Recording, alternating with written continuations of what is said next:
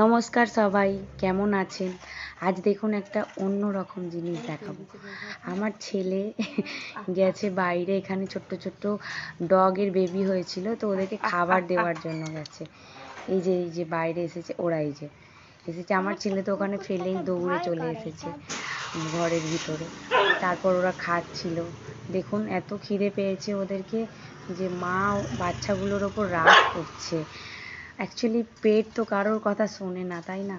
ও ভাবছে আমার পেটটা ভর্তি হলেই হলো। এই যে দেখুন আরও একটা এসেছে, 4-5টা আছে, বাচ্চা হয়েছে।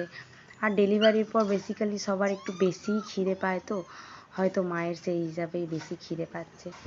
তো ওরা খাচ্ছিল, কি সুন্দর লাগছে না দেখুন, বলুন? দেখতে অপূর্ব লাগছে, মা বাচ্চা সবাই একসাথে খাওয়া দাওয়া করছে। ওদের খাওয়া হয়ে গেল।